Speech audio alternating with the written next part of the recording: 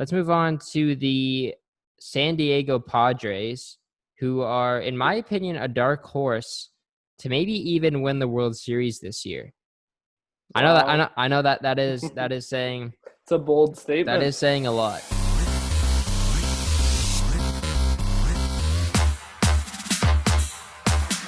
All right, welcome back to Unlimited episode number 8.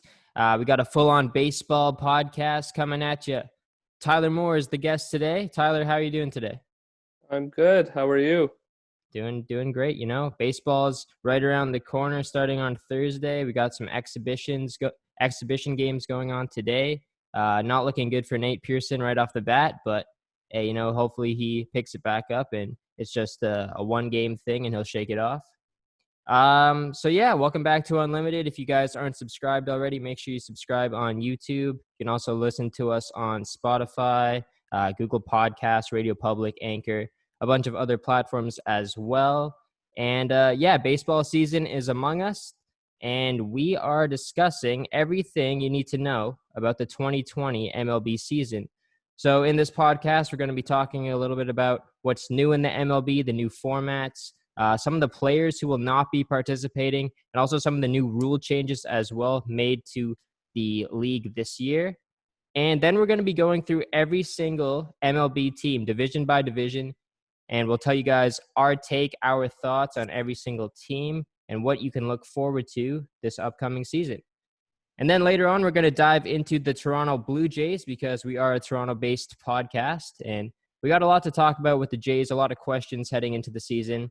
So yeah, it's going to be a jam-packed baseball podcast. But yeah, let's just get right into it. This might be a bit of a longer one, but hey, we'll see how it goes. So first and foremost, it's a 60-game regular season compared to the regular 162-game season. So obviously a lot shortened due to the coronavirus. And the way that the schedule works is very different as well. So each team is going to be playing 40 games against their regular division opponents. And then the other remaining 20 games will be played interleagued. So the way the schedule is going to work is the NL East teams are going to be playing against the AL East teams. Central is going to be playing against the Central, and West against the West. So Tyler, any thoughts on the way this schedule is going to work? Are there any teams maybe that you think could benefit from this, playing against maybe, less interleague teams rather than a regular 162-game season? I think the top teams in the AL East will benefit quite a bit. I think the Yankees and Rays will both benefit playing a lot of games against a terrible Baltimore team and a team in Toronto that's still kind of trying to find their footing. And then Boston without Mookie Betts now, you never know what they're going to look like. So I think Yankees and Rays will benefit quite a bit from it. Mm-hmm. Yeah, I can see that working as well.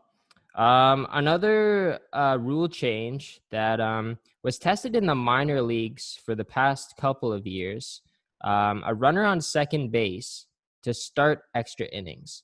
So obviously this is going to make the games go by a little bit faster if they do end up going to extras.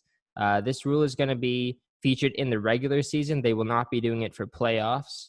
In my opinion, I don't mind it. I think, it does give a challenge to the defensive side team when it comes to extra innings. And it's going to be interesting to see how the managers work around it with pitching matchups, etc. Already having that runner in scoring position because a single basically could win the game for the team. So I think it's going to add a little bit of a different aspect to baseball this year. I'm glad they're not doing it for the playoffs because that would be unfair. But yeah, I think it's a cool rule change. Another rule change is that there will be a DH in the National League. Finally, the MLB has finally decided to make the DH universal. Tyler, what are your thoughts on that?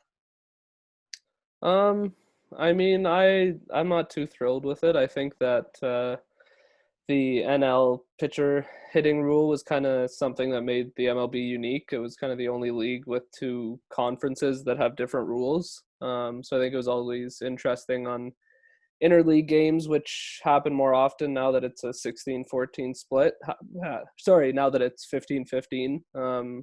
Those games happen every set of series. So I think it was interesting to see pitchers who don't normally hit in the NL East get a chance to hit. Like, it was always fun watching Jays pitchers, like Stroman hit that home run in Atlanta, I think, a couple years ago. So, I mean, it just kind of takes that enjoyment from a fan's perspective away. But I think it kind of, in a year that's so crazy, they might as well try it out this year and see how what its reception's like, and then go from there.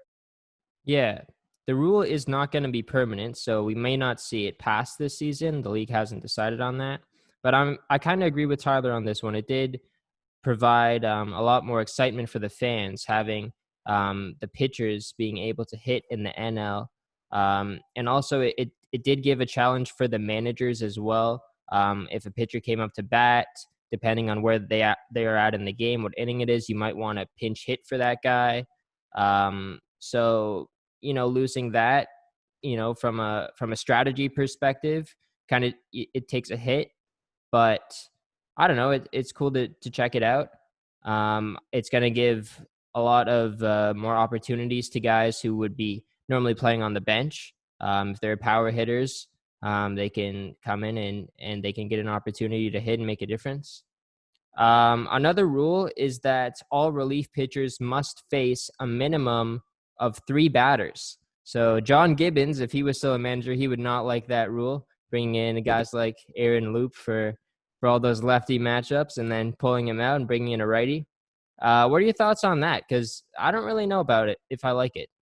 Yeah, I don't know. I think it takes a lot of the manager's job away from him. I think that was always a good manager, always know to get the matchups and who to put in certain situations, and they really have a feel for their bullpen. So I think that kind of takes away that completely. And I mean, being a lefty myself, I think I take pity on those lefty specialists that are now, a lot of them, out of a job because they're brought in to face one guy and get that out. But now that they have to face 3, and not all of them are, the manager doesn't have confidence in all of them to go 3. So a lot of those guys are going to be getting sent down and out of jobs, which is sad to see. But I mean, again, is that a permanent rule as well, or is that one that they're I don't think any of these rules are permanent yet. It's just for this year so far. This one has been in talks though for a couple of years as well. I don't think it's permanent though. I think they're going to try it out this year and then maybe make a change next year. I hope they change it because I don't really like the rule. Like you said, all those lefty pitchers, they're going to be without jobs. Let's move on to the roster sizes. As expected, a little bit of an increase, or a big increase in roster size. Players or teams can carry around 60 guys on their roster now. 30 guys on the active roster to start the year. But then 2 weeks later, that's going to get shrunk down to 28. Then another 2 weeks later, it will be 26 compared to a regular 25-man roster. So definitely going to give guys in the bullpen, or guys that would have ended up in the bullpen, a lot more opportunities to come into the game for matchups, even though they have to face a minimum of 3 batters. But they're definitely going to get a lot more chances there. And guys that you would normally see in the minor leagues right now, they're going to get a shot at the majors right away. That's why guys like Jordan Groshans has been getting a shot in those inter-squad games with the Jays. Maybe we'll see him a bit tonight. Even a guy like Austin Martin, who was just drafted, is getting a look at with the Jays right now. Let's move on to the trade deadline, August 31st, which is basically a month after the season starts. So I'm going to ask Tyler this. Do you expect to see many trades? I don't know. It's hard to look at your team after like 25, 28 games and know what moves you need to make. I think a lot of guys don't get started for the first 20 games or so. Pitchers take 1 or 2 starts to really warm up usually. So I think it's going to be a tough call for managers to make, to trade guys. I think that it's probably going to be a fairly quiet deadline, but I mean, then again, injuries always happen. So I think injuries will probably be the main force driving any trades rather than performance. I think if teams get key injuries, then they know they'll need to make a trade if they're wanting to contend. So I think if injuries happen, trades will happen. But if big guys stay healthy, I don't think there's going to be a lot of movement. Okay. Let's move on to the whole coronavirus side of this, players opting out, etc. So first of all, a regulation put in place is that players are going to get tested every other day unless their temperature exceeds 100.4 degrees. And if that happens, they will be tested every day until told otherwise. And they will also be sent home and isolated.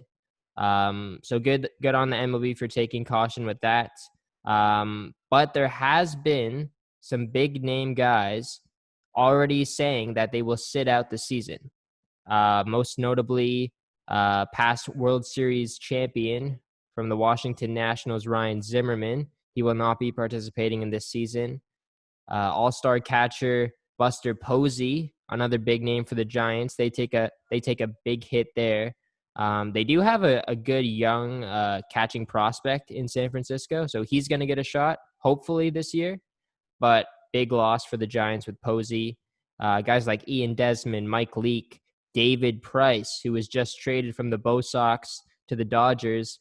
The Dodgers will not get a chance to see him this year.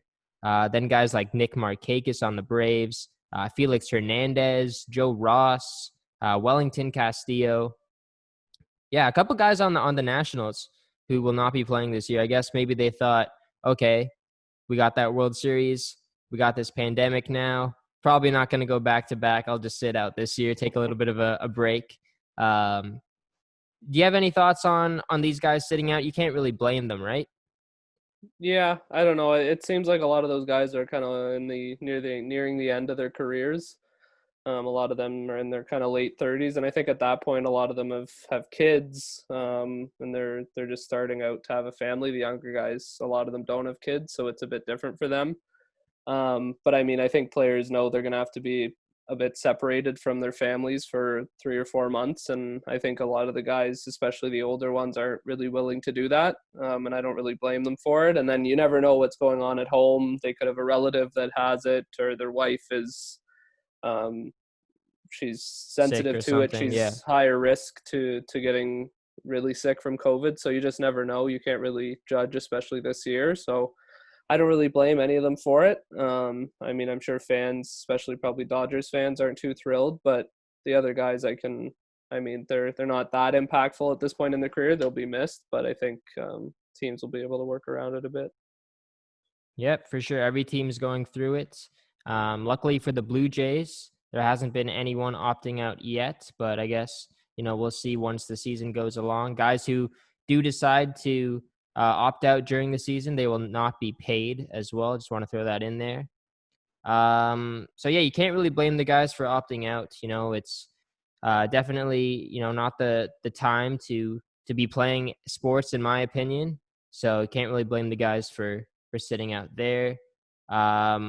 So yeah, exhibition games, they've been going on for a little bit, and the season is among us, and we got a lot to talk about the MLB overall and each team in specific. So doesn't matter what team you are a fan of, we will be discussing your team, except for the Baltimore Orioles, because we don't really care about them. No, I'm kidding. We're going to touch on them a little bit, even though they might not win a game this year. So let's move on, or let's start off with the American League East. So we're going to go division by division. The order, the way I did this was based on last year's regular season standings. So we're going to start off with the team that won the AL East last year and maybe the World Series favorite, the New York Yankees. So obviously the Yankees, I would say they won the offseason by getting Garrett Cole. Probably, he might not be the best pitcher in the game, but I would say he's top 3 right now. I would say the biggest question about the Yankees, though, is their health. Can Aaron Judge stay healthy? Giancarlo Stanton. Their pitchers. Can Luis Severino stay healthy and pitch some games this year. Tanaka, he's been dealing with a lot of injury problems as well in his career so far. Tyler, what do you want to see from the Yankees this year? What do you think they have to do to kind of push through and ultimately win that World Series? Because they've been knocking on the door for the past 3-4 years now. They just haven't been able to knock it down. Yeah, I think you touched on the main thing, health, just making sure their big names stay healthy. Judge, another one of the guys that was injured a lot last year, he needs to stay healthy. I think it's just kind of the Yankees kind of had an identity with Rivera and Jeter and all those guys, CC Sabathia, guys like that, and I think they need to find that identity again. They have a young team right now for the most part, so I think they'll be able to find that. I think Severino's a key. He showed in the past that he could be a top pitcher in the league, like an ace on a playoff team. So I think he's really the key to stay healthy. And then just their big bats to keep hitting home runs at Yankee Stadium, what the Yankees do best. Yep. And also, Aaron Boone took over a couple years ago. They've been looking really good under him so far. So I think, maybe another year with him, he can finally, lead them to maybe a World Series. And if they get to the World Series, there's going to be a lot of good teams in the NL going after them, the Dodgers, which we'll get to later. So even if the Yankees do get to the World Series, it's going to be a challenge for them to finally win their 28th. But yeah, I definitely see them contending once again this year. I think would you say that they're a lock to win the AL East? I think in a season this short, nothing's a lock. Okay.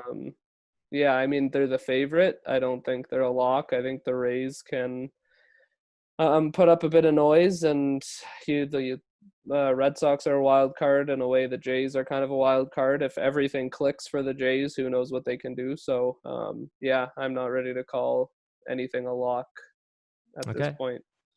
All right. Let's move on to the team that you just mentioned, the Tampa Bay Rays. So, the Rays are a team that's been, fighting for wild card spots the past few seasons. They took a big loss, though, this offseason when they traded Tommy Pham. Obviously, the organization thought that was the right move for their team. Guys like Blake Snell definitely did not like that, though. Speaking of Blake Snell, they got a good top two combination there, maybe top three with Glasgow as well in their rotation. Glasnow, yeah. Glasnow, exactly. I'm going to get him confused with the Lions or the ex-Detroit Lions guard. Yeah, Glasnow. What do you think of their rotation? Do you think that they're maybe one of the best rotations in the league if those guys are performing?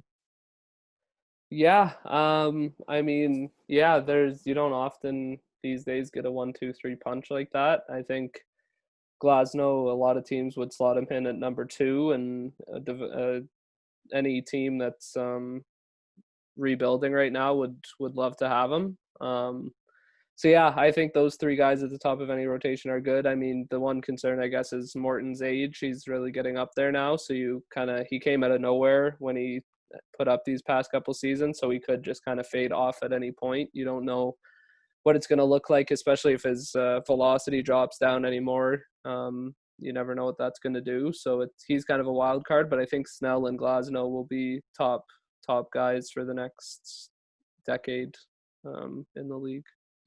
You think their offense is good enough? Because, looking at their team, they don't have too many guys who are like, I guess, all-star caliber anymore on offense. Losing Pham definitely, was a negative for their team. But they got other guys like Kiermaier who are still hanging in there at the bottom of the lineup. Do you think that their offense needs some work? I think they're kind of full of role players on the Yeah. offensive end, it seems like. Like I would say probably Meadows is their most promising offensive guy, the right fielder. Um, Honestly, besides him and Kiermaier, I can't really think of who starts for They them have like anymore. G-Man Choi. I think G-Man Choi. he had a good season last year. Yeah, they have a young guy in middle of the infield. I forget his name, but he could be Oh, something low or Is it Adamas? Adamas? Maybe No, that. he's a white guy, like Mark Lowe or something like that. Okay, They okay, just signed him at the start of last year, so okay. he looked okay. He's pretty versatile. It looks like he can play around the diamond, so he might become something. All But right. yeah, I mean their offense doesn't really have a big piece. I think Meadows could be like a silver slugger candidate in the next couple years, but I don't know if he's good enough to lead a team. So if they can find a couple other guys to put around Meadows, I think they could build a pretty strong top of the lineup. But yeah, right now they're kind of hanging on by their pitching, I think. Okay. Let's move on to a team that doesn't have much pitching, the Boston Red Sox. Uh, Big news in the offseason, Mookie Betts, David Price off to the Dodgers. And things just got worse for the Red Sox pitching as Chris Sale can't stay healthy, so he's not going to be on the team to start the year. And also, they lost their manager, Alex Cora, with that whole Houston Astros cheating scandal that happened.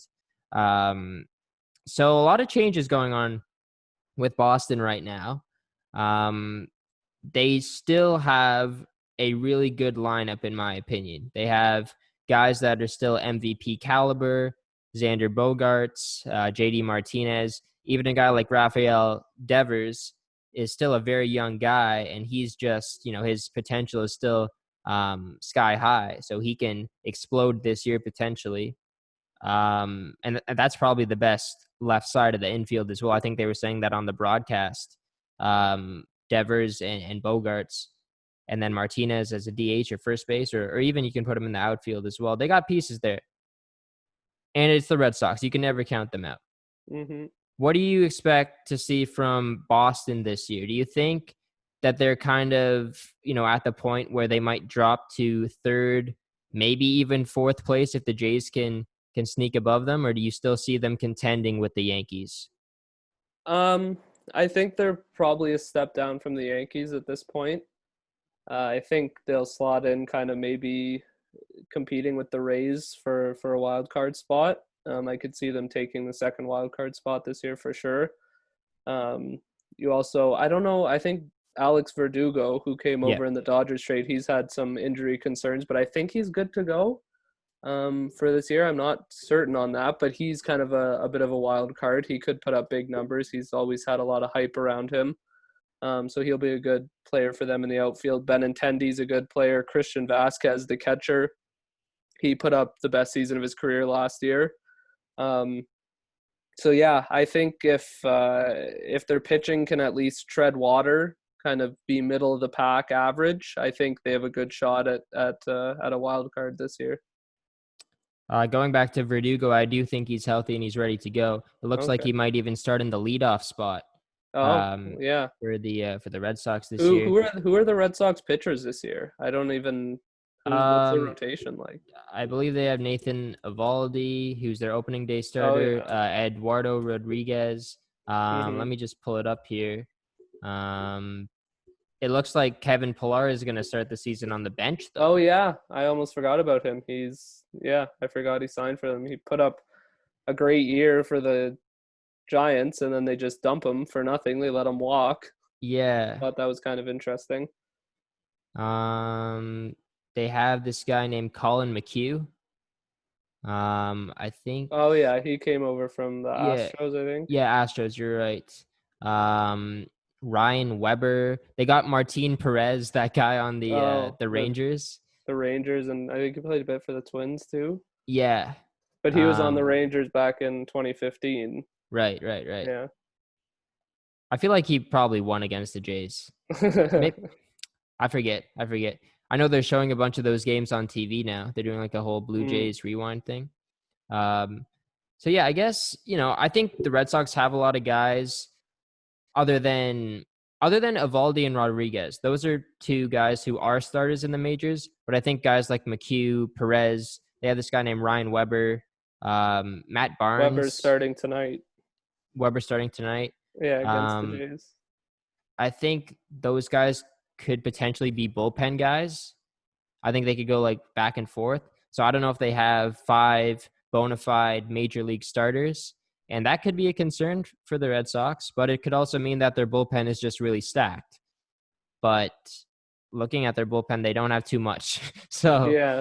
I don't Well, know. they honestly this year they might consider doing the Rays strategy from last season with the Opener? opener. Okay. If you have that many guys that you don't necessarily rely on to pitch a full 100 pitch start, I think if you have two of those guys and then can kind of bounce around with all those guys, if he's hot, you play him a bit longer. If he doesn't too well, you leave him in for an inning. I think that could be a strategy they use, especially with a short season this year and so many changes. I think a lot of teams are going to be experimenting a lot this year to see how they can do things with a smaller sample size.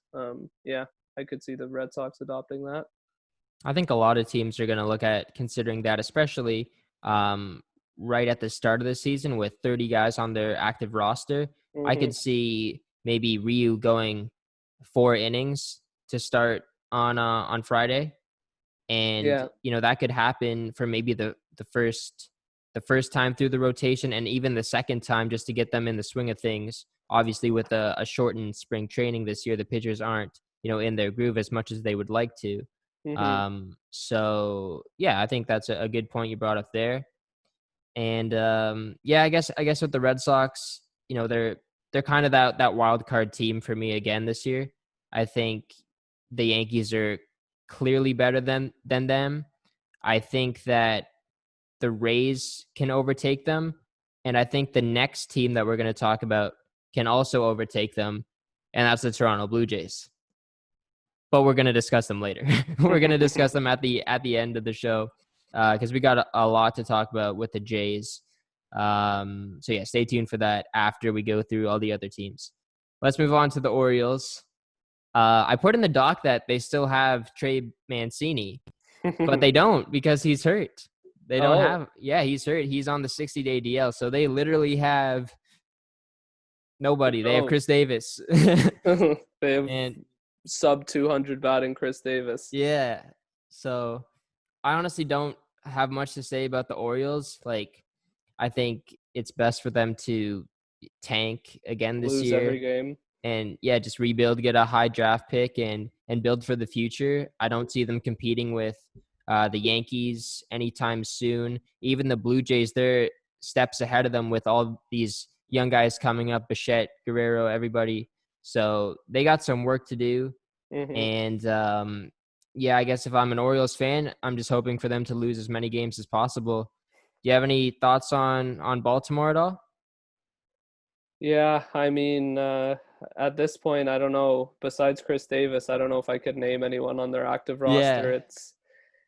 It's a pretty sad-looking team. If you saw them in AAA, I don't think they'd be too far out of place. They traded Bundy, who was kind of their only semblance of a major league starter, so that'll be a wreck. Bullpen, who knows? Playing in the field without Mancini, they don't really have anyone. So I think it'll be another rough year in Baltimore. They have your favorite player, Jose Iglesias, in the middle of the infield, shortstop. Oh, well, there you go. He'll be batting around 300. He'll probably get traded. Yeah, I would say so. They'll trade him. He's a good player. He puts up great defense and he can swing the bat a little bit. I think he'll look even better on a team that bad. So I think he could be trade bait at the trade deadline. They still have Michael Givens in their bullpen. Dwight Smith Jr., the ex-Toronto Blue Jay. Alex Cobb is also a good trade piece, back end of the rotation kind of guy. Hanser Alberto, another guy on the Rangers that we didn't like. They got some guys who they could trade. Miguel Castro as well, who is another ex-Jay. So went over in the Tulowitzki trade. So yeah, not too many impact guys, but a lot of rule guys who can potentially be traded to teams looking to add a little bit more depth come the August 31st trade deadline. So yeah, not really much to say. Not much more to say about the Orioles. Just I guess lose. Just lose. Let's move on to the AL Central. And the team that won the Central last year is the Minnesota Twins. And they needed pitching, in my opinion, in the offseason. But they go out and get a guy named Josh Donaldson. to be a force in the middle of their lineup. So, we know Josh really well. And we thought he was on the decline when he exited Toronto, but he looked phenomenal last year with the Braves, and Minnesota's getting a really good player. I don't know if I like the contract too much. I think they gave him a 4-year deal, so that takes him to, I think, maybe 38, 39 years old. So that's really risky. But if they want to win right now, then Donaldson is the guy to go after. He's obviously a gamer. He's going to do whatever it takes to win. And he's a good leader in the clubhouse as well, very vocal and team player. So he loves the game. Good ad, in my opinion. Tyler, talk to me a little bit about the Twins rotation, because they have a couple of pieces, but you think their rotation is good enough, I guess? I mean, they have a good guy. Jose Barrios at the top is definitely good to have up there. He's a good young guy who really showed what he could do last year. And I think he's only going to get better. I think he's 23 or something like that. He's not even in his prime. So I think he has a lot more to show. Michael Pineda was a guy they picked up. I know he's not probably going to be ready this season, but for next year or late this year, he had some injuries. So I think he'll be a good lower in the rotation kind of guy.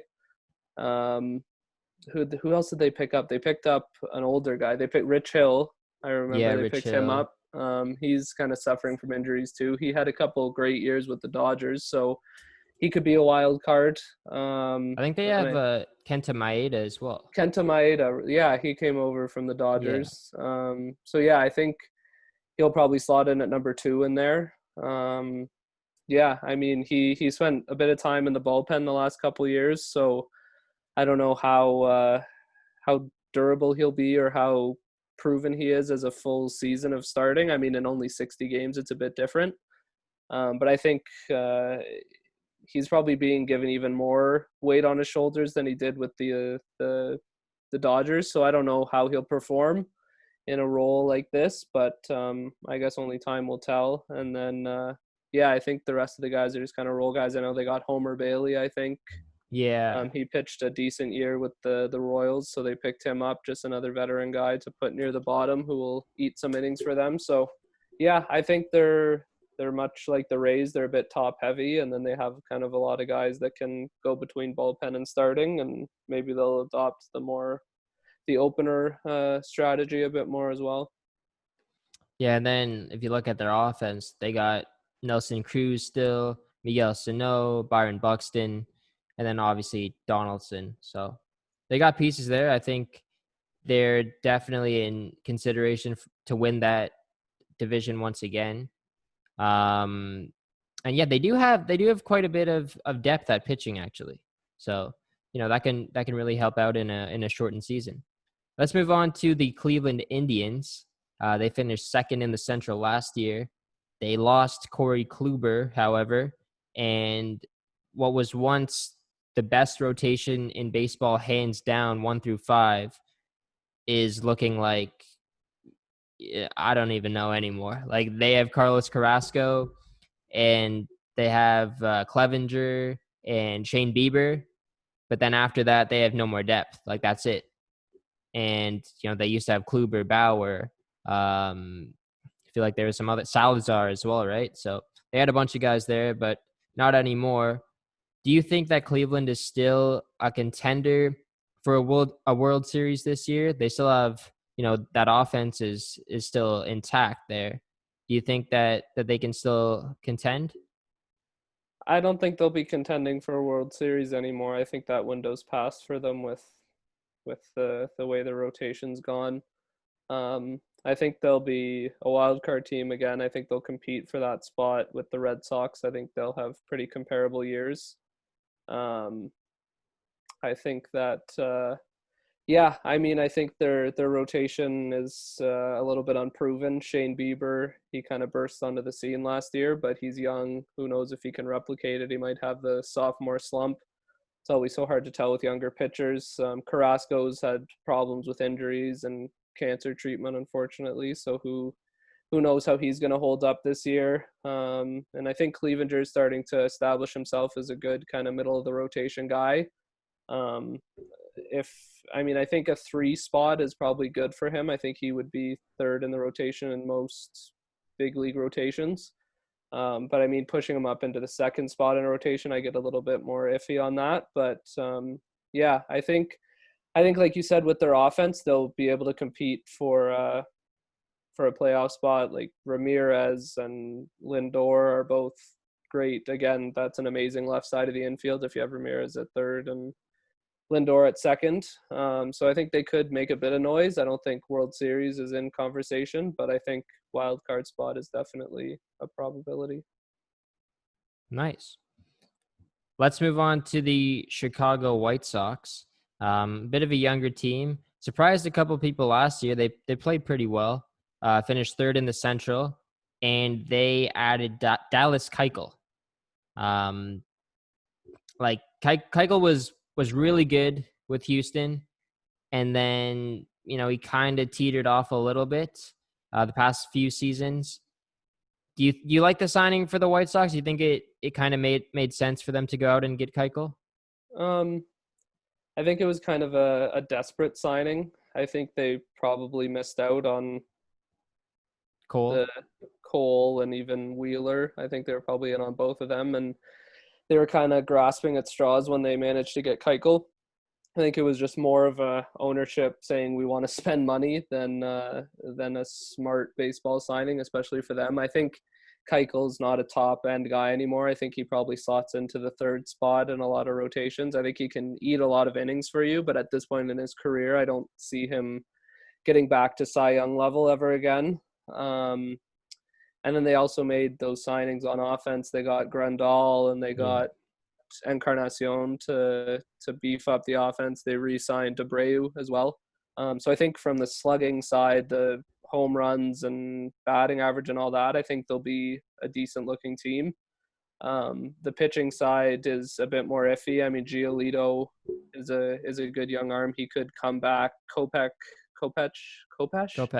I think he's been injured. I don't know what his outlook is for this year, but he was really highly regarded in the Sale trade. And then you got Ronaldo Lopez as well, who's another good young guy who is only going to get better, I think. So yeah, they have a lot of X factors in the rotation. They could have a really good rotation, especially with Keuchel there to kind of guide all those young guys. But yeah, again, only time will tell a couple times through the rotation and see how everyone's doing. And then I think you'll get a good idea of what the White Sox season's going to be.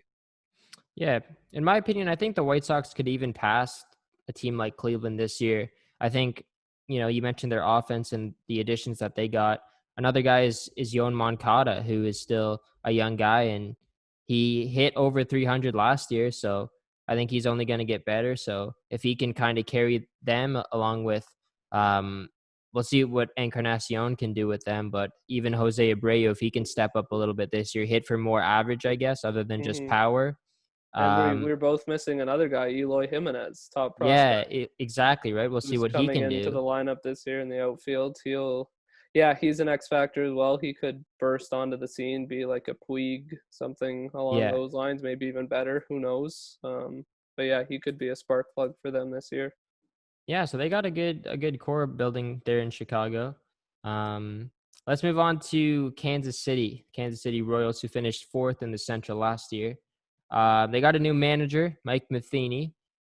And, the Royals are one of those teams that might be considering a rebuild. They still got Salvador Perez as well. And I think a team would love to get their hands on him if he was available for trade. They got a couple pieces there, but do you expect more of a rebuild kind of tanking year for the Kansas City Royals? Yeah, I think now is probably the time for them to do it. I think they'll be hard pressed to do worse than Detroit and Baltimore, but I think they can try their hardest to lose. I don't know if I see Salvador Perez getting traded, especially in a year like this year. I doubt they'll move him. Maybe in the future, but I don't know. He kind of has lifelong Royal written on him. He Yeah. seems like a loyal guy, and I couldn't really picture him in another team's uniform, I don't think. So I could see him staying there forever. And yeah, I mean, I guess their other main piece is what's his name, Merriweather, or what's Yeah, Merrifield? Whit Merrifield. Merrifield. Yeah, he's a bit older now. I think he's 30 or 31, but he's shown he can be a good guy. If you put him on a contending team, he could be a good addition for them on the offensive side. So I think he's a guy to look out for if Yeah, you're good looking for a trade from the Royals. good top of the lineup guy, hits for Yeah, average, gets on gets base. on base, steals a lot. So yeah, I think he's a guy you could be looking at for trade bait. I'm not sure what they have in the way of prospects coming up. They have Adalberto Mondesi. I think he might Okay, have the been shortstop or third base. yeah, he's a shortstop. Shortstop and second baseman. Okay, Um yeah, he's been around for a couple of years now, yeah. but I think he's starting to show what he can do. In terms of prospects, I don't think they have too many big name guys. Um, like they got a bunch of role players again, like on their bench. They have a guy named Mikael Franco who used to be on the Phillies. Okay, he had a Um, couple 30 home run years, I think. yeah, and then we're also forgetting about Alex Gordon. They still have him Okay, in the outfield. good He's getting up there defense in out age. there. Yeah, yeah, he's very good defensively. And then they have Danny Duffy at starting pitcher. Oh So yeah, they gave him a big contract, and he yeah. didn't really do too well in his first season. But I think he was dealing with some injuries, so maybe if he's healthy, he can get back to where he was a couple years ago. Yep. And yeah, not too much in terms of prospects. I guess just a lot of young guys who've already been called up to the majors, just trying to find their way. Jorge Hmm. Soler as well. Oh yeah, He's he had a good year last year. He put yeah, up he's been some getting a decent lot of numbers. chances in because he was on the Cubs, right? Yep. Soler. And yeah, and he got like no opportunity there, but once he came to Kansas City, he's been doing pretty well there. So Hmm. maybe he gets even more chances this year and he steps up. And then he could be a starter for the Rangers moving forward, for the Royals moving forward.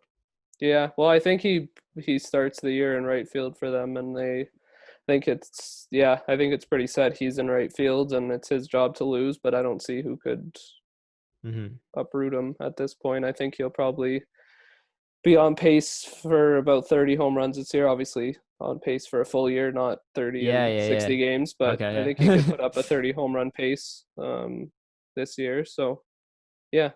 Nice. Let's move on to the worst team in baseball, the Detroit Tigers, who still have Miguel Cabrera. They had the first overall pick in the draft, obviously. Tolkerson, I believe. I always forget Tolkison, something like that. Tolkerson. Tolkison, I think. Yeah, No R. Tolkison, maybe. Tolkerson. Okay. So yeah, bright future with him. Let's talk a little bit about Cabrera though, because he's obviously getting a lot up there in age, and he's been on the decline. Do you think he is a trade guy, a possible trade target for teams, or is he like Salvador Perez, where you see him as a long time Detroit Tiger, not going to get traded, is going to stay put? I think it's completely up to him. I think the Tigers have probably asked if he wanted to trade in the past, and he's probably said no. I guess his value hasn't been too high. He hasn't really put up a Miggy type season in a couple years now. So I don't know. I think if he bursts out, I doubt again this year. I don't think veteran guys like that are going to be changing teams this year, but maybe next year if he has a good year this year and carries it on to the first half next season, I think he has a shot at getting traded. I mean, obviously, if that's what he wants, and I think the Tigers would have to eat a lot of money if they want someone to take him. But yeah, I think it's possible he gets moved. I think it'll be on his terms. All right, sick. Let's move on to the next division, the AL West, and talking about the hated now Houston Astros. And I don't know if you saw actually tonight, both Jose Altuve and Alex Bregman got hit by, I think it might have been a Kansas City pitcher. Might be getting that wrong. Wow. In consecutive at bats as well. So Wow. he should have gone for the head, but I think he hit him in like the elbow or something. Um, What are your thoughts on the Astros? Do you think that's going to happen a lot this year? Do you think teams at some point are going to realize, like, okay, maybe we should stop hitting them because they keep getting on base and they keep winning games? Um, Yeah, what are your thoughts? I thought I heard the commissioner was really going to clamp down on that. I thought I heard big fines or suspensions if anyone was intentionally hitting them. But I mean, I don't know. I don't really blame anyone for doing that. I think what they did was pretty shameful. Yeah. To be fair, I think with a 60-game season, there's probably a bigger asterisk around who wins this World Series than the Astros winning theirs. Yeah, for sure. Yeah, so I mean, they're rightly hated. I think it's terrible what they did. But I mean, at the end of the day, what happened happened. You got to go out there and just play against the opponent. You can't hold a grudge like that. So yeah, I don't see a lot of them getting hit. Probably the odds, maybe a bit more than normal. But I mean, I think players are just gonna put the past behind them and just play. Yeah, I don't think you'll see a lot of hitting. Okay, yeah. And then just looking at the Astros roster, still got a lot of their team coming back from last year's World Series team or loss, but still made it to the World Series. Garrett Cole, big loss for them, but they still have Justin Verlander, Lance McCullers Jr. I think they have another guy. Oh yeah, Zach Greinke as well, who they acquired last year. So they got a great 1, 2, 3 in the rotation, and then their lineup is stacked. So look out for Houston again. I think they're probably, if not the best team, the second best team in the American League. So they're definitely going to be contending for a World Series once again. Let's move on to the Oakland Athletics. They were a team that got into the wild card game last year. They lost to Tampa Bay. But a guy named Matt Chapman really surprised some people last year. He exploded offensively. You think Chapman is kind of the key to success for the Athletics? Because, maybe if he doesn't perform to his ability, that team kind of folds off a little bit. Do you think the Athletics are still in that wild card push this year? Yeah, I think they could be. I think Chapman's kind of like the Donaldson reincarnated for them. I think for Oakland to do well, I think he needs to put up 30 home runs, 100 RBI. Well, obviously not this year, but Yeah. the on pace for that, hit around 300. I think if he does that, they have a good shot at doing well. Obviously on the defensive side, he's a great player. There's just kind of a few question marks for me with the Astros, mostly who's on their lineup. I don't really know them too well. I think the Athletics. the Athletics. Sorry, Okay, yeah. Profar I know is on their team. He's a young guy that. Is he still young? I feel like he's been a top. But he's been around for so long. I think he's only like mid-20s, which is still fairly young. But he's. I think this is kind of his last shot. He didn't really put up too big of numbers last year. They have the better Chris Davis as well. Crush Davis. Who hits 247, I think, every single year. Yeah, 247 with 30-plus home runs every year. Yeah. Mike Fiers, Matt Olson at first base. Yeah. Marcus Semien, he was a good player actually. Yeah, he put up. I didn't think he was good, but last year he changed my mind. He broke out a little bit. Yeah, they got some guys. I think they could probably compete for a wild card. Yeah, what's their rotation like? Fiers and Fiers. This guy named Lou Trevino, Sean Manaea. Yeah, he's a good guy. AJ Puck. Yeah, he's the top prospect for them. I think just came up last year. Jesus Luzardo. I think another young guy. Yeah, I think. Oh, maybe he's a bullpen guy. 22 years old, so he's a prospect. He's a young guy. And don't they have the cannon arm in center field? What's that guy's name? Who is the guy? Center field. Is it? Oh yeah, Laureano. Yeah. Yeah, Laureano. Remember that video? Yeah. I forget who he threw out, but I think it was against. It was an Angels. Yeah, Angels. Probably Pujols or something. Somebody slow. Yeah, maybe it was like Justin Upton. Yeah, no, maybe Pujols. Yeah, you're right. Yeah, that was a crazy throw.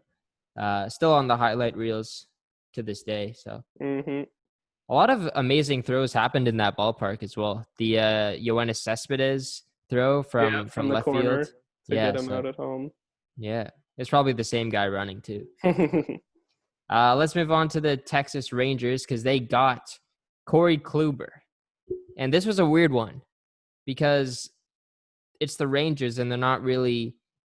Well, you wouldn't think that they're trying to buy, I guess, at this point with their core. They're maybe looking at a rebuild, but they added Corey Kluber, who is not the same Corey Kluber as he was a few years back, but he's still a pretty good guy in the rotation. Do you think that? Do you think that their offense is still good enough though to? Well, I don't really see them contending for a playoff spot anymore. But do you think they could be like a 500 team this year? Yeah, it's tough to say. I mean, I guess they're another year on from Beltre's retirement, which was pretty hard on them. He was always a great player for them. Adore has kind of been non-existent the past couple years. They traded Mazzara to the White Sox. He was looking to be a good young right fielder for them, but they thought they could move on from him. They have Joey Gallo out there hitting home runs, but barely hitting over 200. Yeah, I mean, there's just a lot of question marks around the diamond for me. Delino to Shields, I don't know if he even starts anymore. He's another guy from the Toronto series, I remember. Um, yeah, I mean, just a lot of question marks. The rotation's looking all right. Kluber up there. I think they signed a guy named Chris Martin, maybe from Uh, Korea, I think it was, or Japan. I don't see that name, but Lance Lynn, Mike Miner, Mike uh, Minor and Lance Lynn, yeah, those are two decent middle of the rotation guys. Minor put up probably the best season of his career last year, so Jordan Lyles. They got Jordan Lyles. He's a good player. he's a good player. Wasn't He's he like on the Rockies? Jordan Lyles, an yeah, ex Houston Astro. He's okay. not really. He's No, like a fifth in the rotation guy. let me see. Let me take a look at the stats. 4.15 ERA. That's not that bad. Yeah, but that's not 12-8 record. Okay, good. That's I just guess. Okay, he's decent. Yeah, back yeah. the rotation guy. He's a fourth or fifth guy in the rotation. He's Yeah, okay. that's Yeah. what I'm saying. Yeah. um, who else? They have Jesse Chavez. Um, Farmer J. Kyle Liam Gibson. Hendricks. Do they have Liam Hendricks? I don't see him on the roster. Oh, sorry. No. I'm thinking about what am I saying? I'm thinking about the Athletics now. That's a guy the Oh, Athletics okay, have. okay, An okay. arm. Liam Hendricks. Going back to their offense, they still have Elvis Andrews and Rougned Odor up the middle. Defensive concerns there, though. I don't think the Rangers have a very good defensive team. And, you can have a good rotation, but if they put the ball in play and the defense messes up, there's nothing you can do about it. So I think the Yeah. Rangers definitely need to improve that part of their game. And yeah, I think Joey Gallo is their best player. And Really? if he, who do you think is their best player? Uh it could be Elvis Andrews, although maybe I'm Okay. thinking a couple years in the past. I don't know. I think Gallo just doesn't get on base enough and doesn't have a high enough average to be considered their best. He hits around 215 every year, and I think you can't call a guy like that your best player even if you're a bad team. Yeah, I guess. I think yeah, Gallo hit better last year. He hit 250, 253 with Oh, 22 better than Crush homers. Davis. Yeah, better than Davis. And he's still pretty young, so I don't really know. Um, I guess we'll see what happens with the Rangers this year. Let's move on to the next team, the LA Angels, who have a lot of questions circling around them, especially with Mike Trout. Will he play? Will he opt out of play? We don't really have much to say on that. We don't know what Mike's going through, or there hasn't been any reports recently about that. Let's look at Anthony Rendon, though, because that was a big acquisition that they made from the Nationals last offseason. Yeah, what do you think of Rendon? Do you think it was a good move for the Angels to go after him? I think it was a move the Angels knew they had to make. It was one that their fans wanted them to make, and one that ownership knew they had to make to show Mike Trout that they're going to try to do something there for him. I think Rendon's a great player. I think he's for sure like top 3 third baseman. I think him and Arenado could flip flop back and forth for who's best right now. I think money was kind of no object for the Angels. I think they knew they were gonna go out and get one of the big free agents, and I think landing him was good. They might have been better off trying to get Strasburg or Cole or one of the other big pitchers. Mm-hmm. I think that's an area they need to work on. I know they added Dylan Bundy, but he's from the Orioles. He'll probably be third in the rotation. Yeah.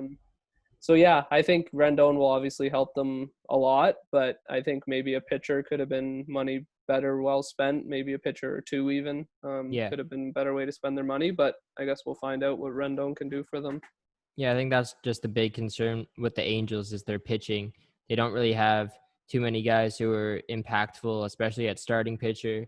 You mentioned Bundy, but there's not really too many other guys. I think their offense is pretty good though. Justin Upton's getting up there in age. We don't know how much he has left. Shohei Ohtani, we'll see if they flip flop him again this year between pitcher and hitter. Yeah. I forgot about him. Yeah, he's always exciting to watch, and it'll be interesting to see how many starts he gets this year.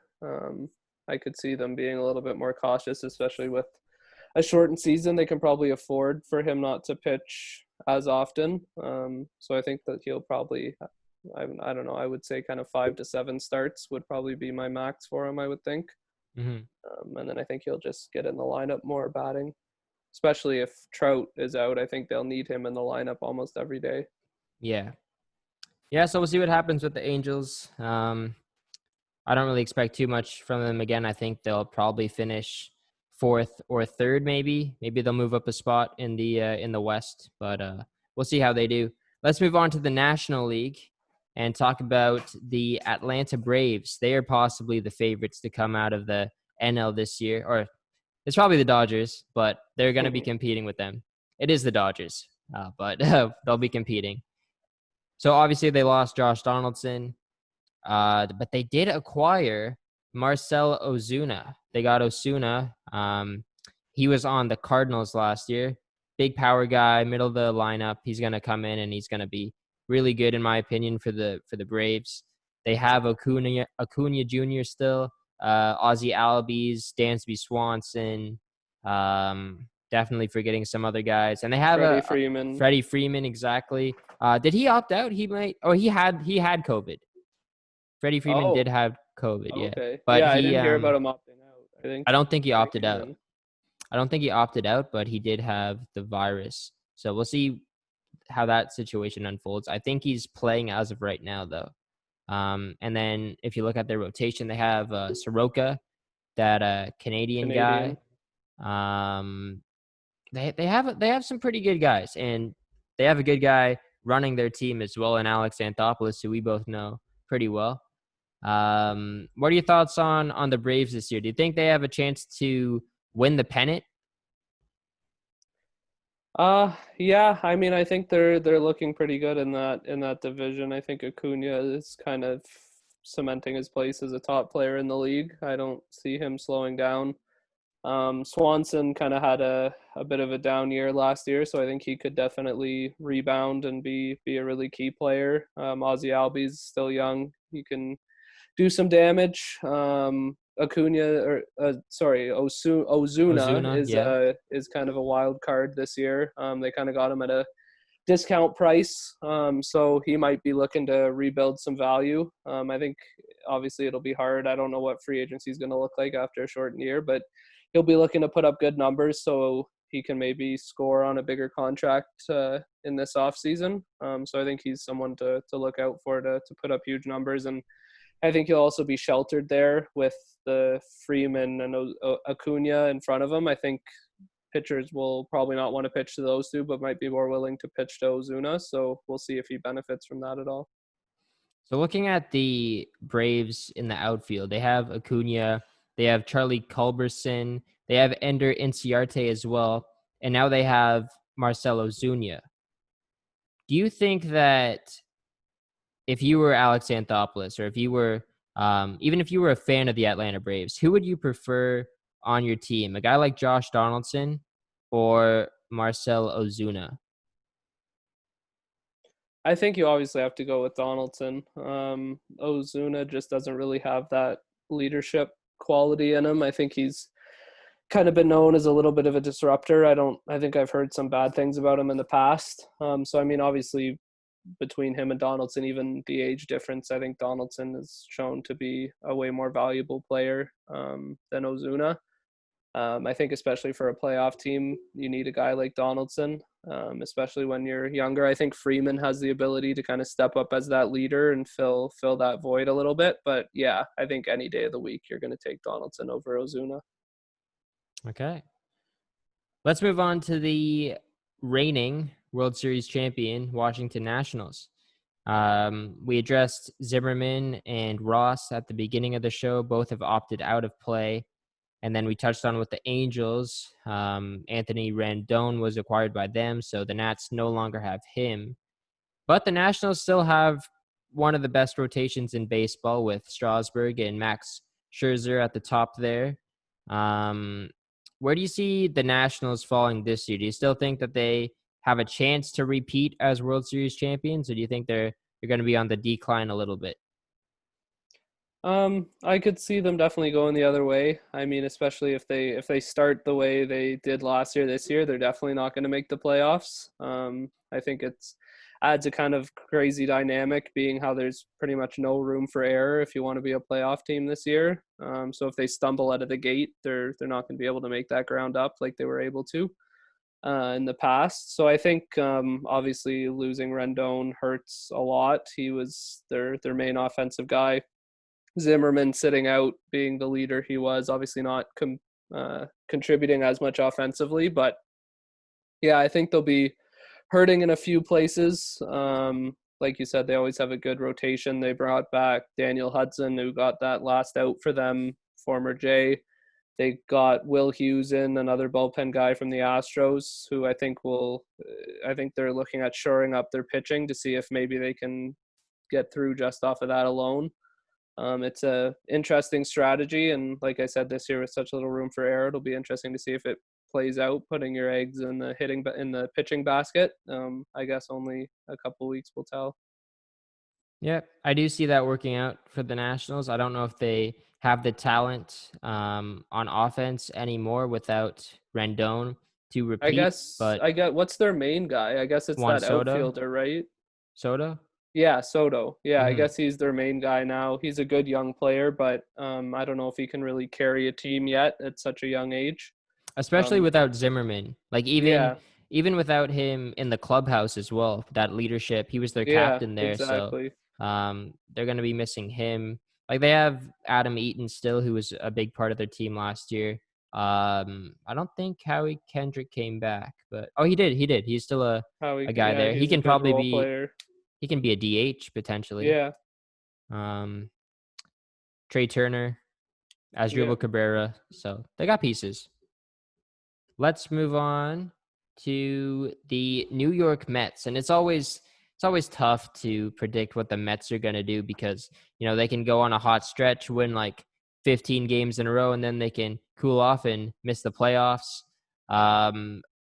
At starting pitcher this year, they're going to be without Noah Syndergaard, Thor, on the mound. They're going to be having a guy named Marcus Stroman, who's an ex-Toronto Blue Jay, come back this year. And you never really know what you're going to get from Stroman because, he's like he has a good year, and then, you never know what's going to happen the next year. And he's just coming off maybe a Cy Young caliber season with the Mets. I guess ever since he went to the Mets, he did cool off a little bit. But when he was on the Jays, he was playing really, really well, and that's what increased his trade value. I'm still a little bit salty about what they got back for Stroman. I would have liked them to get a little bit more. But they have a good rotation as well. I think I'm missing one more guy who is Jacob Degrom. Jacob Degrom. Yeah, I was gonna say I think a 1-2 punch of Degrom and Stroman, you can do a lot worse than that. feel like Degrom might be injured though. Let me see. Yeah, Uh, he seems to be kind of having perpetual problems. I thought he was pretty healthy last year, though. okay, no, he was dealing with some back tightness, but he just got the nod for opening day today. Oh, 36 minutes ago, actually. He wow. was announced the opening day starter. So, So yeah, he's good to go. So yeah, 1-2 punch of those two guys is good. They also lost Zach Wheeler to the Phillies, right. Yep. which is kind of a big blow. He was a good third starter for them, so they'll have to make up some innings somewhere. Steven Matz is a guy that's been good in the past. He hasn't really looked too good the past couple years, but he's a guy that could potentially turn things around a bit and be a good, reliable third or fourth guy in the rotation there. Dylan Betances too, a guy they Yeah, picked up. I was gonna say, yeah, their Bonus heavy bullpen. contract for their bullpen, so maybe he can recapture some of his past form and be a good bullpen guy for them. Yeah, they have him and they have Edwin Diaz as well, probably one of the best closers in the game. They have Familia as well, who's been there for quite a while. They have Rick Robbie Porcello. Cano. Yeah, on offense, Robbie Cano. Um, they added Michael Waka as well, the ex Cardinal, to the Yeah. back end of the rotation. So they have depth, I guess, on the rotation with Stroman, DeGrom, Porcello, Waka. Noah Syndergaard would be phenomenal. I would say if he was still healthy, that might be the best rotation in baseball. And Yeah, it's then definitely a conversation. you have a really good bullpen as well with Betances, Diaz, Familia, Justin Wilson in there as well. So I don't know if their offense is good enough. You mentioned Cano, but he's getting up there in age. He's 37 now. They have Pete Alonso, who's MVP caliber. They still have Cespedes. Um, Is he playing this year? What's the word on him? what's the scoop on him? Let's see here if there's any news on Cespedes. Is he? I think he's been. Yeah, he's set to be the DH for the Mets on opening day. He Oh, says well, that there he you go. He's feels. finally getting in a game. Yeah, says he feels better and he's ready to go. So let's move on to the Philadelphia Phillies. And they stole the offseason 2 years ago when they acquired Bryce Harper or they didn't acquire, but they signed him as a free agent from the Nationals. Mm-hmm. But I think they need some pitching help. There's not really any guy on their rotation that I recognize. Um, I think their offense is okay. They have some young guys in Hoskins, but what are your thoughts on the Phillies? Do you think they have the potential to compete with teams like the Nationals and maybe the Braves? It's tough to say. I think last year was kind of a wake up call for them. I think they had a lot of expectations on them, and they didn't really meet many of those. I think they'll be a bit more motivated this year to maybe do something more. Um, I think that getting Wheeler was huge for them. I think missing out on the top guys. I think they were looking at Bumgarner and probably Ryu and guys like that. I think they might have been better off getting a second guy as well. Wheeler was kind of the third biggest fish out there, so I guess getting him is definitely a bonus for them. They might have overpaid a little bit for a guy like him, and I don't know how much he can step in and be the guy for a team, but we'll see if he can do that and support the younger guys that they have in the staff there. Yeah, young guys like Aaron Nola, Zach Eflin as well. They still have Jake Arrieta. So they got Former pieces. Cy Young, yeah. Jake Arrieta is still bouncing around out there. He's not a top of the end guy anymore. I don't think he's probably more a third guy in the rotation, but I think Mhm. he's a guy veteran who can eat close to 200 innings. I think those guys are always important to have, and especially former Cy Young. I think it's always good to have that experience and that ability there. And every once in a while, he'll come out with a start that's looking like his old self. So, yeah, he's definitely a weapon and a good, important guy to have. I do really like their offense. They have Jay Bruce in the outfield. Andrew McCutchen, I know he's getting up there in age and he's not what he used to be, but that's also a Is good he piece healthy to there. start the year? I think he is. There's been a lot of talk about him. I think it's up in the air if he's ready to go or not. Then looking at their infield as well, Didi Gregorius, Yeah, brought and him on a Gene 1-year deal. Segura. Gene Segura from the Mariners, I think it was. Yeah, that was a couple years ago. Yeah. So hey, they got a good infield as well. So and they have the best catcher in the game, JT Realmuto. Yeah, he's yeah, they were good to go get him from the Marlin, yeah. Mariners or Mar Marlins. It's Yeah, so similar. The Marlins, yeah, they were good to go get him. I think he's a huge piece for them, especially with a younger rotation. It's important to have a good catcher to guide them. So I think he's yeah, I think he's a good piece for them, a big piece for them. let's talk about the Marlins. Not too much to say. Still in that rebuild. It seems like they've been in a rebuild forever. Um, they have this guy named Jazz Chisholm, who's their top prospect. I think he's a shortstop. I hope. I think I got that right. 22 years old. He might get a shot at the roster this year. Other than that, I don't really have too much to say about the Marlins. I guess just trust what Derek Jeter is doing because he's the GOAT, and hopefully he builds a good team. Anything you want to say on the Miami Marlins other than how you mispronounced their name? Yeah, I don't know. Maybe they'll benefit from having a DH, another batter out there. Yeah. They don't really have a guy anymore. They kind of lost it all when they traded Stanton. So yeah, it'll just be another rebuilding year. They'll probably be competing a bit with the Orioles to see who's going to be worse, especially now that there's DH. I think some teams will be beating up on them a bit, so it'll be a race to the bottom for those two, I think. All right. 10 teams to go. NL Central, St. Louis Cardinals. We mentioned that they lost Ozuna. Their offense really got shut down by the Washington Nationals last year in the playoffs, so not a good sign.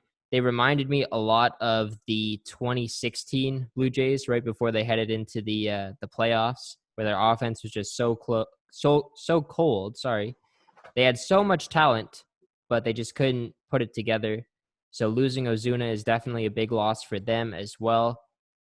Do you think that the Cardinals should even consider a rebuild at this point? Because I guess if you look at the outlook of the St. Louis Cardinals, they are built as a team where they have the identity, I guess, of a winner. Like they are a champion team. They want to win every single year. They're kind of like the Yankees, right? They don't want to ever have to go through a rebuild. They just want to keep putting out a consistent winning year after year.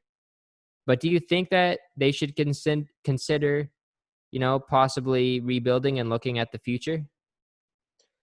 I think that might be a little bit premature, especially this year. I think that they still have some guys in there that can do a job. I think Matt Carpenter is a guy that he hasn't been the best the last couple of years, but I think he's still a guy with a lot of potential. DeYoung came in there and was one of the best rookies last year.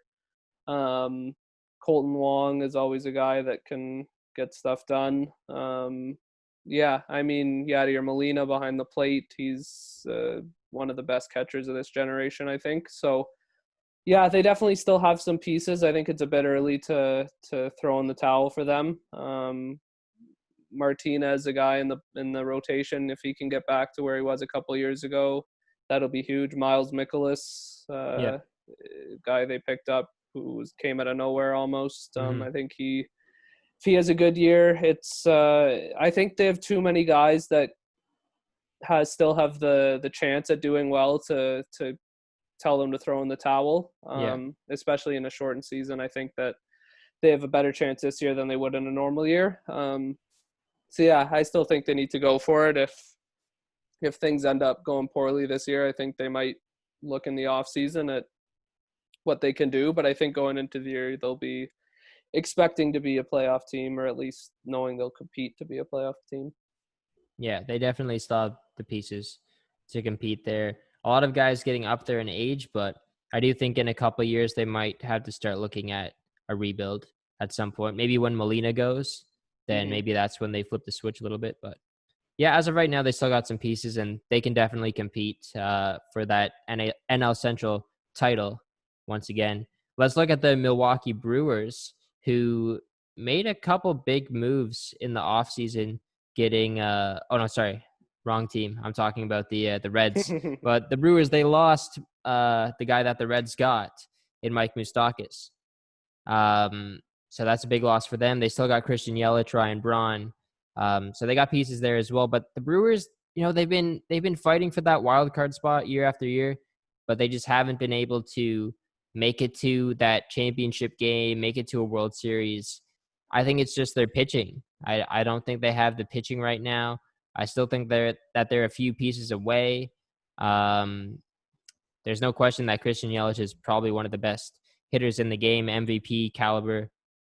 But I don't really know if the Brewers have the talent right now on their pitching staff to compete with the Cardinals and even a couple teams that we're going to talk about later in the Central. What are your thoughts on the Brewers heading into the season? I think that, like you said, their rotation's a little bit of a patchwork. They don't really have a guy in there that's kind of a set number one. I think they would have done well to get a Bumgarner or a Ryu or somebody like that in free agency, but they decided not to go that route. I think Kane in center field's a great guy to have. He's a good player. He knows he's a good leader. I think he's a great guy to have on your team. Like you said, Yelich is a top player. Their infield's a little bit weaker. Losing Grandal behind the plate is kind of big. It's definitely a question mark. I don't see them taking a step forward this year. I don't think they'll fall off completely, but I don't see them pushing for the top of the division this season. Okay. Let's move on to the Chicago Cubs. And the Cubs aren't the team that they used to be back in, I think it was 2016, 2017 when they won the World Series against the Indians. David Ross, who was actually on that team, is their new manager now. They lost a guy named Nick Castellanos, who was acquired. They acquired him last year from Detroit, but he's off to Cincinnati. And they also lost Cole Hamels as well in the rotation. They still have a majority of that core in Anthony Rizzo, Javier Baez, Chris Bryant. And, they can still definitely compete for the Central. Do you think that they're still considered as a World Series contender now, even though they do lose a guy like Hamels and Castellanos? They're definitely not top tier. I don't think many people would be too surprised to see them make it to the World Series, but I don't think they're favorites or near favorites by any means this season. I think they're still a good team. John Lester is a great guy to have. If Darvish can get back to where he once was, I think he showed a bit last year. He had some good starts, so if he can be consistent again, I think that's big. Hendricks is a guy that's shown in the past he can do things. And you named all their guys on offense. I think even Schwarber is a guy who always has the power potential. Ian Happ is a good young versatile player. Albert Almora is another guy. Wilson Contreras, who's one of the better young catchers in the game. I think they have a lot of pieces. I think they'll compete at the top of the division this year. I'd be surprised if they finished anything less than second. I see good things coming out of the Cubs this year. I don't necessarily think World Series probables, maybe contender status, fringe contenders, I would say. They could surprise a lot of people and make it further. Let's move on to the team that has your favorite player, Trevor Bauer, the Cincinnati Reds. And like I mentioned before, Mike Moustakas and Nick Castellanos are both on that team now. They join Joey Gallo. on the Reds. And I feel like this might be the closest the Reds are going to come to having a playoff team because, now they have those guys in their prime. And Votto is getting up there in age, and it might be like his last chance, but they have Castellanos and Moustakas, who are probably in the prime of their careers right now. And they also have Eugenio Suarez, who is still 29 years old, and he exploded last year as well. They have Freddie Galvis. They have some other guys. Travis Jankowski in the outfield, always good defensively. I think the one concern is probably their pitching still. They have, those couple guys at the top in Bauer and Luis Castillo. They also acquired Sonny Gray, but you never know what you're going to get from him now. He used to be that guy who could get an ERA of 3, but now it seems to be over 4. What are your thoughts on the Reds? Do you think that they are maybe a bit of a dark horse in the race to win this division? Yeah, I could see them as a dark horse. I kind of see them as the NL's Chicago White Sox, Okay. who are teams that invested a lot of money, maybe a little bit prematurely. I think Castellanos, they'll benefit this year from having a DH spot to put Castellanos in. I think he could be a bit of a defensive liability in the outfield. So I think they'll be happy they can put him in at DH. I think Moustakas, it'll be interesting to see him at second because I think that's probably where they're going to end up playing him. It'll be interesting to see him there. Joey Votto, Canadian, he's always a good guy. He's been slowing down as he gets older, but he's still a good character guy, gets on base a ton. Good guy to lead the infield. That rookie they had last year that burst onto the scene, I think Aquino, I forget his name. Suarez? No. It's is it a pitcher? no, he's outfielder. Shogo Akiyama? No. No. I have no This idea. guy's Dominican. It's like What? Aquino. Aquino. I feel like that might be a different team. No. No, I'm sure the Reds had a guy burst out. Look at their. He's outfield. not on their ESPN roster at all. Aquino. Let's see. Cincinnati Reds. Yeah, but as you search for that, Akiyama's another guy they got from Japan, an older guy. You're right. Yeah. Yeah. Geez, Aristides Aquino. Yeah, that guy. Yeah, Right he burst onto the scene with a ton of home runs last year. So. Oh wow. Who knows if he can replicate that? He could be a big piece for them, especially losing. Well, I guess they haven't had Jay Bruce for a couple of years, but he'll be important for them in the outfield to get some extra home runs. Yeah. I think I remember this guy. I remember seeing a lot of highlights of him. 19 home runs in 56 games. Yeah. Batted 260. Why? I don't know why he's not on the ESPN roster. Maybe he's not eligible. Maybe he's suspended. I don't know. Ooh, maybe. Maybe those home runs came from steroids. I don't know. Friday's roster move approve. I honestly don't know. There hasn't been any updates on him. 5 hours. I don't even know. The latest news is that him, Bronson Arroyo, Scooter Gennett, they came together for a virtual rendition of "Take Me Out to the Ball Game." That is the latest news on him. I think he's fighting for a roster spot.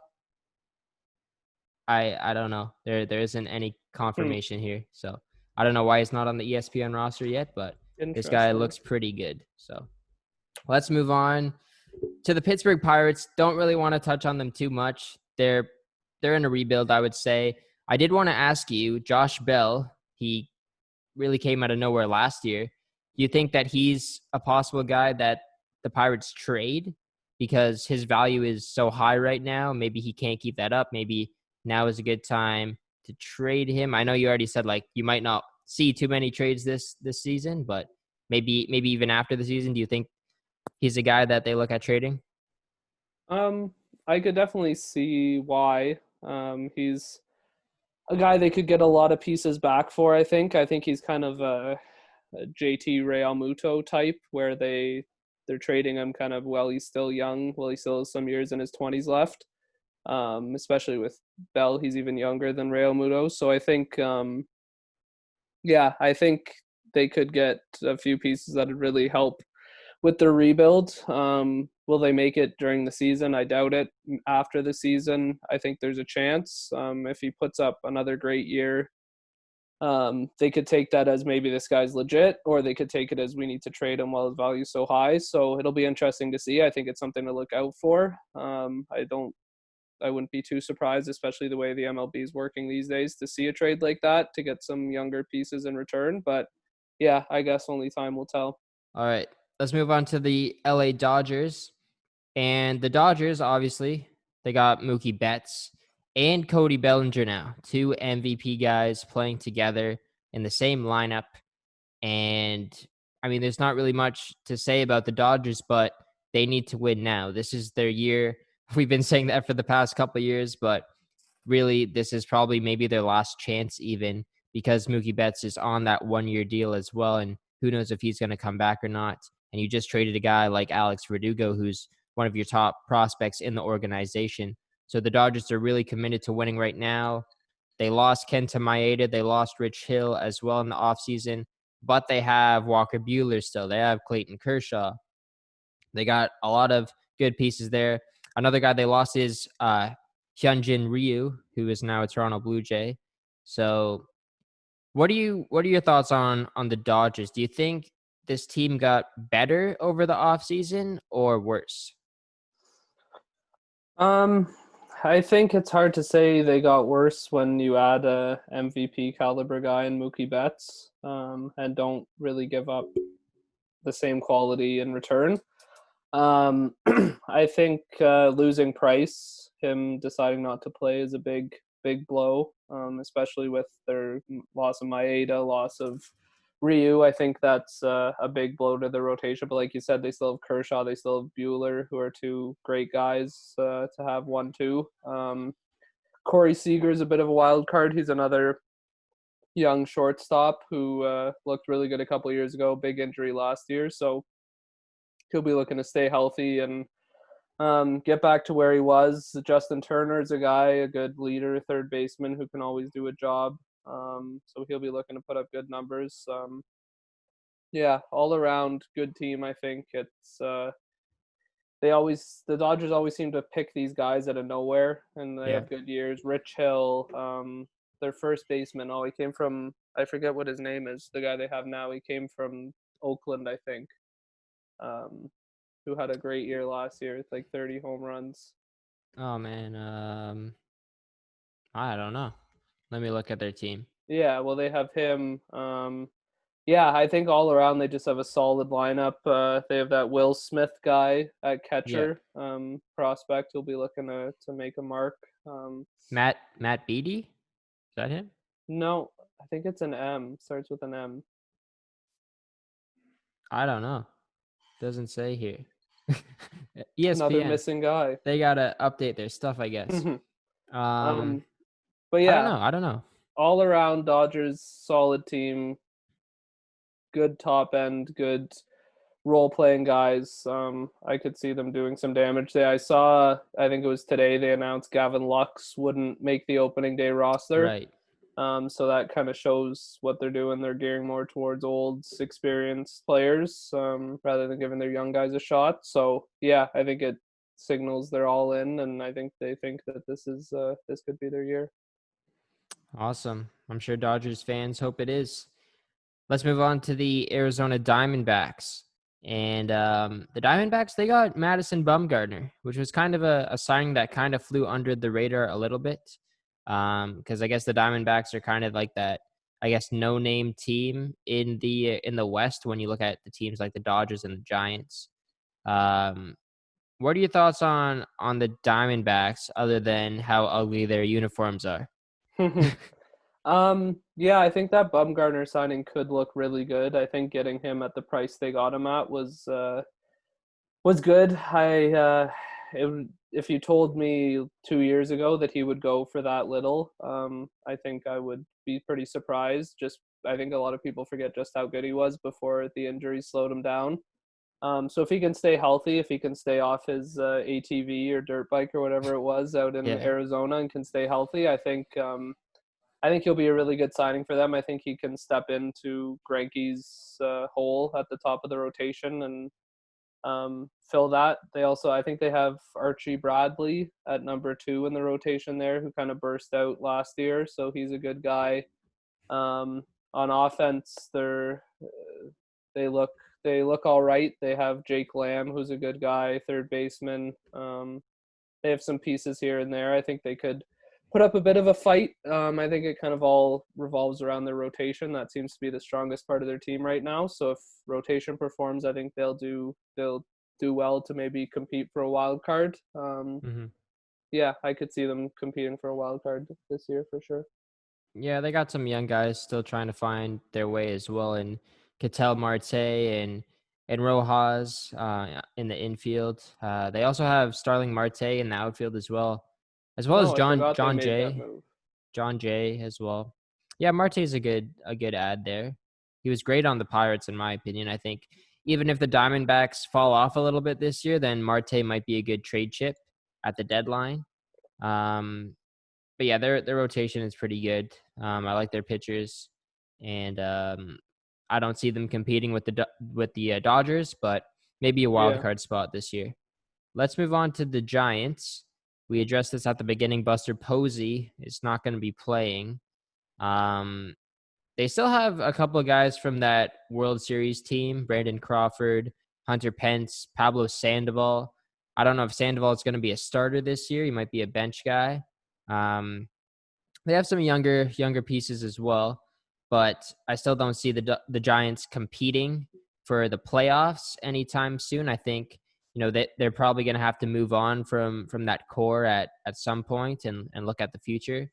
And especially if you don't have Posey, I think it's basically a year to just tank for the Giants. I think I touched on it at the beginning. They do have a prospect who's a catcher who might get a shot this year, so that could give a little bit of excitement to Giants fans, but I don't really see too much improvement from the Giants again this year. And I mean, I would just hope that if I was a Giants fan, they get another high draft pick and they just build for the future. It's kind of disappointing, I guess, as a Giants fan, because you would want them to keep winning because they're kind of known for that. They had in the early 2000s, they were a great team. And obviously winning, was it 2 or 3 World Series I that think they had? 3, 2012, 2014, and 2010? 2016. 20, I think it might have been 20. I don't know. Yeah, I they forget. won 3 even years in a row. I Yeah. remember. So, yeah, I don't really know. I don't think the Giants have the talent anymore to compete for a World Series or even compete for the playoffs at this point. But hopefully they can build for the future. Let's move on to the Rockies. They got Nolan Arenado and Trevor Story on offense there, but they didn't really make too many improvements this offseason. I guess as a Rockies fan, if you are one, you'd kind of be disappointed about that because you have these 2 great players to build around. Tyler kind of mentioned Arenado being the best third baseman in the game earlier, and doesn't really seem like the organization is committed to winning. I don't know if they went after guys, especially at pitcher, maybe Ryu, Zach Wheeler, Cole would have been great to get.